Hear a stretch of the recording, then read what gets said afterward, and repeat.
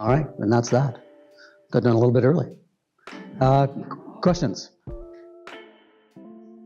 So yeah, I mean, the industry has been, very, very entrenched in this idea of design, tender, pick a low price, because people, it's easy for them up front. They get the price they're looking for, and it creates a lot of confidence starting out.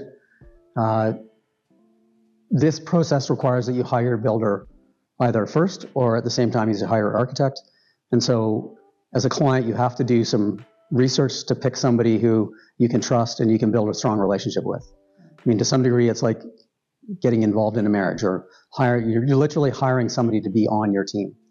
And so that process to hire the right person can be time consuming and probably a little bit frustrating. And there's some unknown there because you're kind of stepping into the void. You're hiring Axel or you're hiring, RDC to do a very, very involved project, and you don't necessarily know what the outcome will be. One of the ways that people can get over that is really follow up with references. And then there's an upfront cost, because we don't do this for free. We're talking hundreds and hundreds and hundreds of hours of staff time to get to a place where we have all the mechanical design, all the energy design, all the interior design, all the budgeting and pricing and scheduling completed. And really what we're doing is we're doing a big portion of the project management up front before we start construction. But it goes back to the comment I had where people get frustrated that they've spent all this money, but they don't have anything in the ground. And we've actually lost clients because we didn't do a good enough job of explaining to them how the process worked, how long it was going to take, and what the cost was.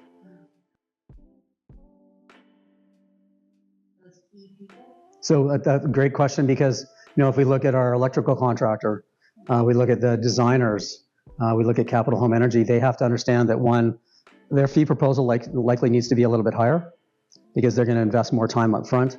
From your trades, you have to find trades that see the value in this and will make time away from the tools to come into a room, and we pay them to do this. We don't ask them to do it for free. But again, that adds to the cost to the client.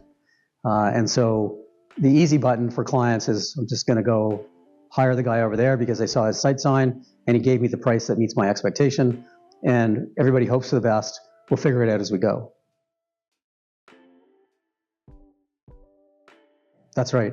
And so, part of the differentiator is between a builder who always is trying to compete on price.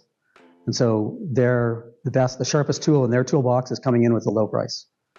And then they're going to go and try and find the lowest cost trades and lowest cost materials. And because that's an easy, if I competed on price and Marion, what's your budget? My budget's $1 million. I'm like, yeah, I can do that for $1 million. The likelihood is I can't, but I know that I'll get you into a place where you have no choice. And when the money's starting to run out, I'll change order it and you'll end up paying. And we hear these stories all the time. Although, I would say that the quality builders in Whistler, more of them probably follow this process than you might think. I would say in the city, if you're bringing a city builder up, and we do see this, where our clients will go and get they'll try and tender it out, and the lowest price will come from somebody in the city. So there's two ways. We own the organization, so RDC would step in as the facilitator. On some projects, the architect may bring in somebody who's a professional at facilitating something like this. The more complicated the project with the bigger budget, it may make sense to hire a facilitator to go through this process.